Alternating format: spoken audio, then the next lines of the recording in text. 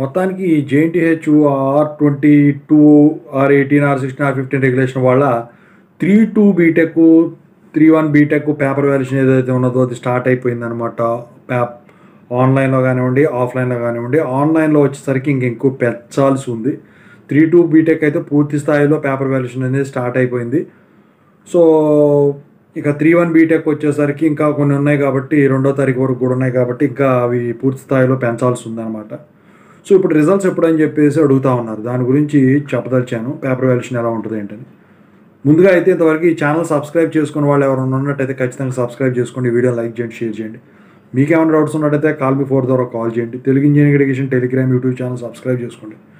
JNT university updates channel కూడా subscribe చేసుకోండి. ఇక టాపిక్లో పెడితే ఏంట్రా బాబు అంటే 3-1 3-2 బీటెక్ పేపర్ వాల్యుయేషన్ అయితే జరుగుతూ ఉన్నది. మరి ఇంకా దీనికన్నా ముందు 2-1 2-2 బీటెక్ రిజల్ట్స్ రావాలి. 1 టైం ఛాన్స్ ఎగ్జామ్స్ రిజల్ట్స్ రావాలి.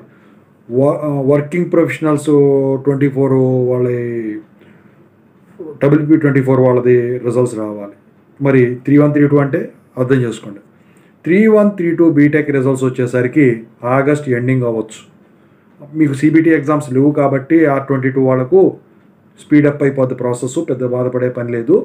అయితే 3-1 అయితే 3-2 3-1 కలిపేసి ఆగస్ట్ ఎండింగ్ రిలీజ్ చేస్తారు మ్యాక్సిమము. అప్పుడు మిగతా ముందు ఉన్నాయన్నీ క్లియర్ అయిపోతాయి కాబట్టి.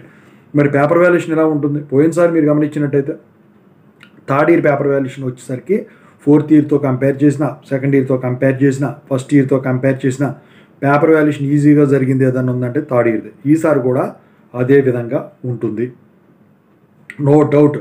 ఓకేనా? సో మొత్తానికైతే దానికి సంబంధించిన అప్డేట్ అయితే ఇదండి ప్రస్తుతానికి. ఇక ఇంకేమైనా కొత్త అప్డేట్ తెలిస్తే మీకు ఖచ్చితంగా అయితే నేను అప్డేట్ ఇస్తాను. మీరైతే ఈ వీడియోని షేర్ చేయండి. ఇంతవరకు ఈ ఛానల్ సబ్స్క్రైబ్ చేసుకోండి, వీడియో లైక్ చేయండి, షేర్ చేయండి. Thank you.